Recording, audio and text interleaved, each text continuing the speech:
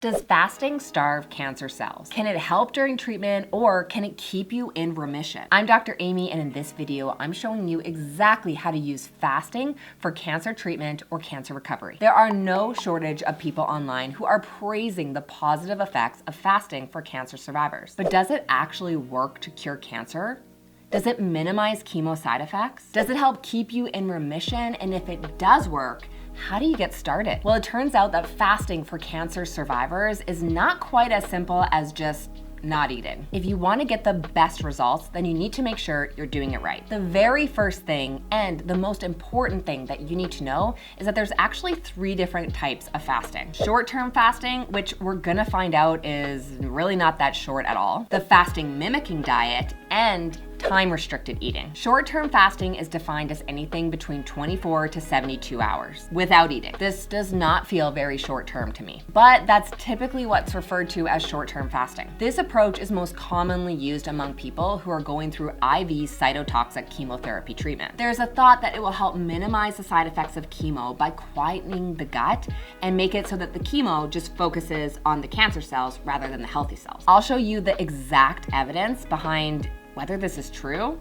or not. Now, a fasting mimicking diet is something entirely different. A fasting mimicking diet is something that allows you to eat small amounts of calories and low protein. Typically includes foods that are plant-based like seeds, nuts, teas. It should be specific to you and your unique needs, but it does differ because you can eat some food just in very small amounts versus fasting, which is you can't eat any food. Then lastly, we have time-restricted eating. This is commonly known as intermittent fasting. This is taking the time you fast overnight while you're sleeping and just extending it to 14 to 20 hours. It keeps the period that you eat during the day between 4 to 10 hours. So when we look at all the different types of fasting, do any of them actually work to make your chemo work better? Does it limit chemo side effects like nausea, vomiting, or neuropathy? Does it actually make you just feel better while you're getting chemo? But lastly, we're gonna dive into the evidence about whether fasting can actually treat cancer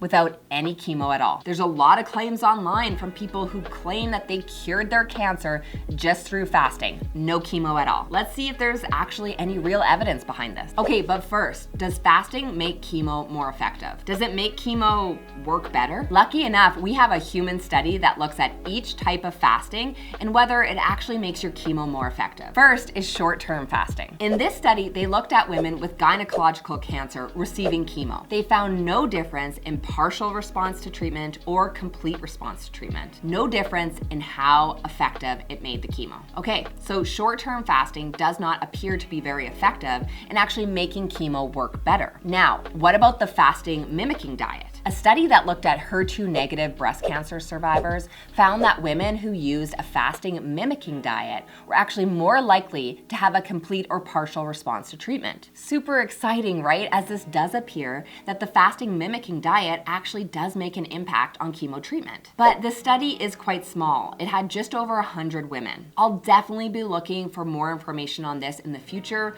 but right now it does feel too early to really put a lot of belief in this approach. Okay, but what about time-restricted eating to improve treatment outcomes? Now, this study gained a lot of attention among breast cancer survivors. It was published in JAMA Oncology, which is a very reputable cancer journal. Now, this study is impressive because it actually included just over 2,000 women. That's a big group of women. They also followed this group for over 7 years. That's a really long time looking at recurrence or death. Here, they found that fasting for at least 13 hours actually reduced the risk of breast cancer recurrence or death from any cause. At first glance, that's amazing, right? We should all be prolonging our fast overnight. But let's actually break this down a little bit further. We know that time-restricted eating actually decreases calorie consumption by about 20%. This actually results in a 4 to 2% body weight reduction at about 12 to 16 weeks. Interesting because we know maintaining a healthy body weight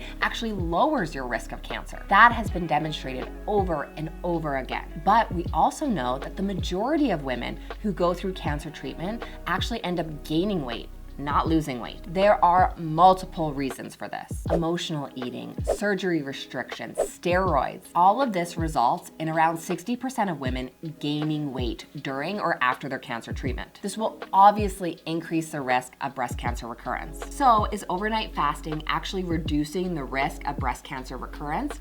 Or is it just supporting women in maintaining a healthy body weight, and that's reducing the risk of recurrence? Well, you do not need intermittent fasting to drop weight after cancer. It is one option that might work for you, but some women do find it's really detrimental to their energy, and other women find it really hard to stick to. But what about the side effects of chemo? Will any of these types of fasting actually help with the side effects of chemotherapy? Here's your answer. Let's start with an easy, straightforward one. Fasting of any kind does not impact neuropathy. It just has no effect. Okay, but what about nausea and vomiting? Some people will say that fasting actually helps with nausea and vomiting because it quiets the gut. There's actually less gut stuff in your system, so chemo doesn't go to that area and you actually end up getting fewer side effects. Well, when we look at short-term fasting, there's actually conflicting data here. One study demonstrated that there's no difference in nausea and vomiting, and another study indicated that it does decrease the incidence of nausea and vomiting. So more info needed here for sure. But really, nausea and vomiting is not the most common side effect of chemotherapy anyways. It's what a lot of people fear, but it's not the most common. Because new drugs have come onto the market, nausea and vomiting is actually pretty well controlled among most women. The main side effect of chemotherapy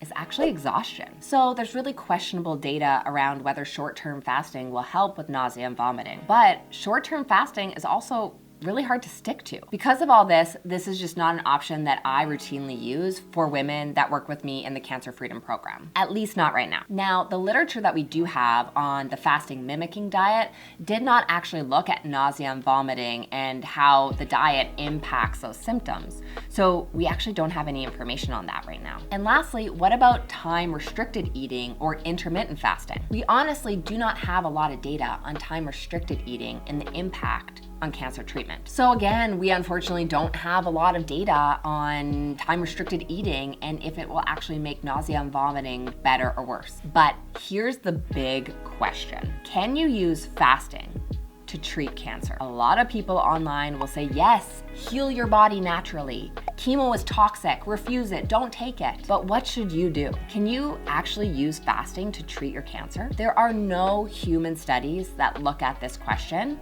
but we do have one mouse study, that's it. Although mice study are a great place to start, we're not mice. We can't dictate how we treat cancer in people based on how mice respond. In this mouse study, they did find that time-restricted eating did result in a smaller tumor size in mice that were given certain intervals to eat versus mice that were just allowed to eat whenever they wanted to. Gosh, there are some big holes here though. We cannot make a leap right now to use this data to actually treat cancer. Now, there are a lot of people online who claim that they cured their cancer through fasting. They will even go as far to say that everyone with cancer should be fasting. No matter what type of cancer, fast.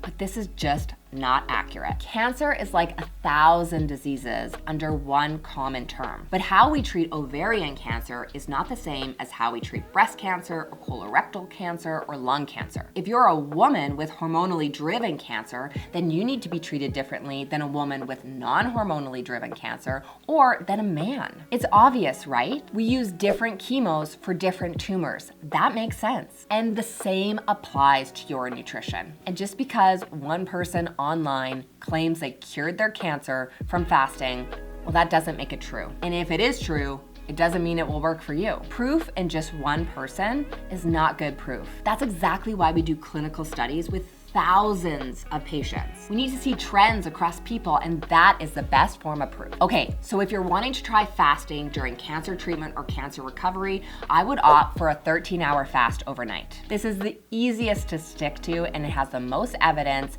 for cancer survivors during treatment and cancer recovery. It has the most reliable evidence to support its use. This would be no eating from around 7 p.m. at night to 8 a.m. in the morning. for example. Now, I will say that I most commonly don't use any type of fasting for the women I work with in the Cancer Freedom Program. There's a clear reason for this. The literature around fasting really points towards intermittent fasting being a useful tool for weight management among cancer survivors. You do not need it to control your weight, but it is one option. Plus, I do find that fasting really negatively impacts your energy, and so many women already struggle with low energy after cancer. I tend to avoid fasting if energy is an issue at all, and instead I focus on calorie control and a proper and individualized macronutrient split specific to you and your body. This approach does tend to be more complicated, but it also tends to be more effective. But fasting is just one way that you could potentially lower your risk of a cancer recurrence. If you're ready to start using proven strategies to lower your risk of cancer recurrence, then you need to watch this next video. I've linked it up here. I'll see you in the next video.